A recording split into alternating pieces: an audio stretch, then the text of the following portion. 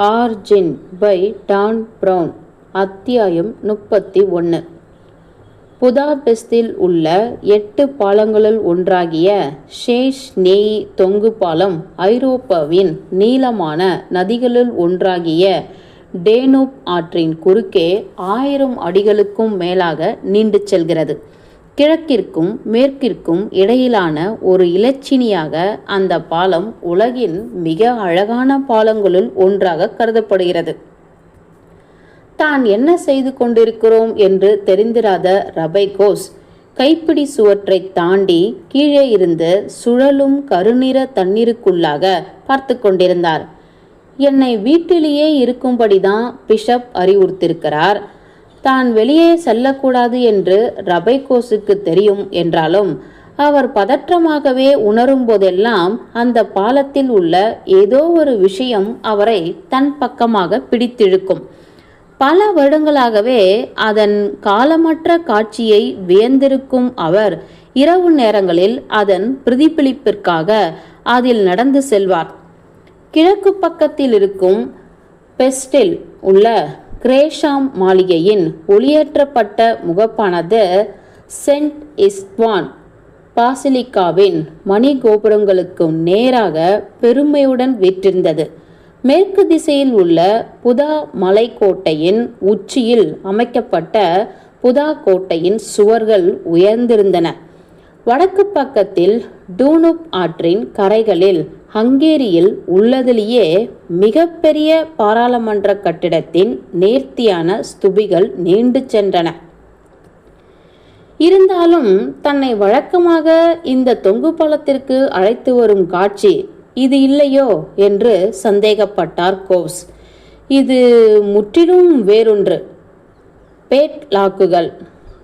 பாலத்தின் தண்டவாளங்கள் நெடுக்கிலும் தொங்கிக் கொண்டிருக்கும் கம்பிகளும் நூற்றுக்கணக்கான பேட் லாக்குகள் மாட்டி தொங்கவிடப்பட்டிருந்தன.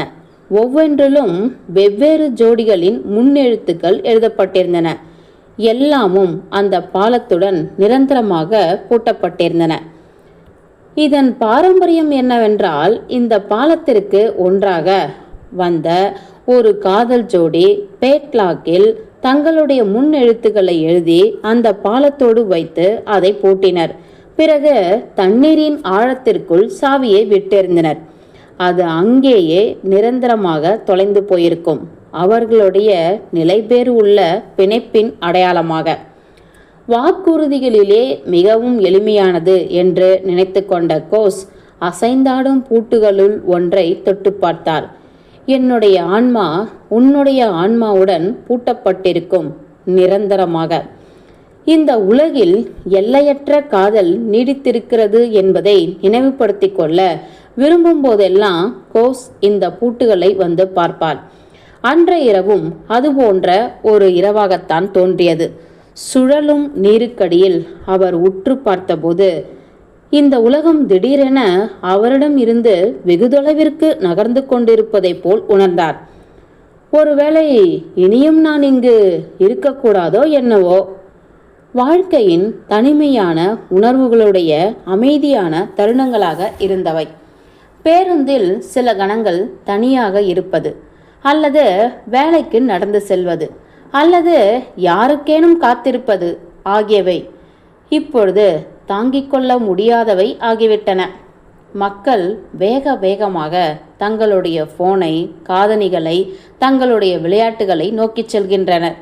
அவர்களால் இந்த தொழில்நுட்பத்தின் அடிமைப்படுத்தும் இழப்பு விசையோடு போராட இயலவில்லை. கடந்த காலத்தின் அற்புதங்கள் மங்கி போய்விட்டன. எல்லாம் புதிது என்பதற்கான முடிவே இல்லாத பசியை நோக்கி அடித்து செல்லப்பட்டு விட்டன. இச்சமயத்தில் நீருக்கடியில் உற்று பார்த்து கொண்டிருந்த யெகூதா கோஸ் தன்னிடத்தில் சோர்வு அதிகரிப்பதை உணர்ந்தார். அவருடைய பார்வை மங்கி போனது. அவர் மிகவும் வெளிரி போனார்.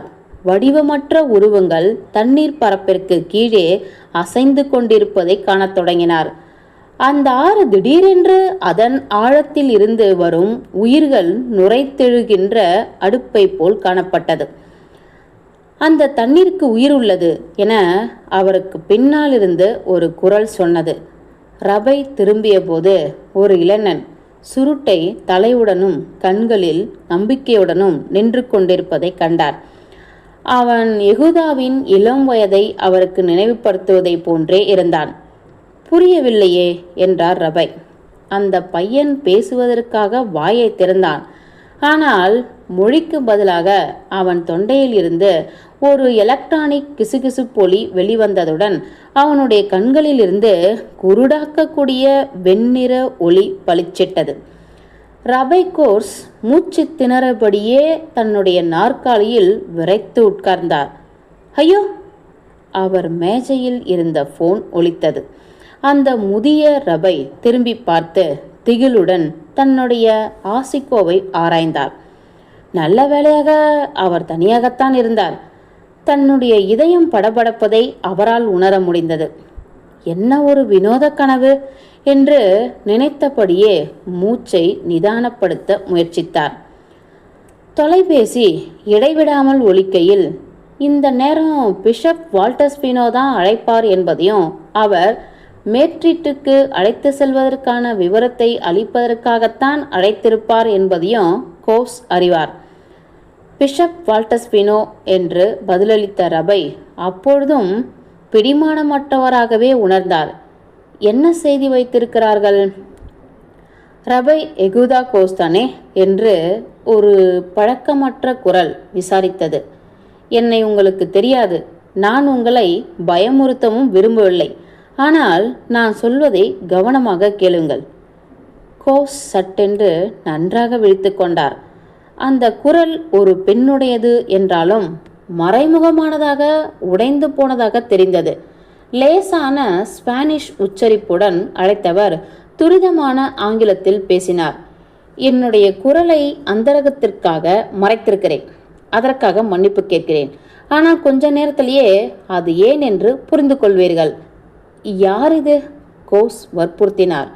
நான் ஒரு காவல் நாய். பொதுமக்களிடம் இருந்து உண்மையை மறைக்க முயற்சிப்பவர்களை விரும்பாத ஒருவர். எனக்கு புரியவில்லை. ரபை கோஸ் 3 நாட்களுக்கு முன்னர் மான்செராட் துறவி மடத்தில் நீங்கள் எட்மண்ட் கிரஷ், பிஷப் வால்டஸ்பினோ மற்றும் அல்லாமா சயீத் அல்ஃபதில் ஆகியோர் தனிப்பட்ட முறையில் சந்தித்திருக்கிறீர்கள். இவர்களுக்கு எப்படி இது தெரியும்?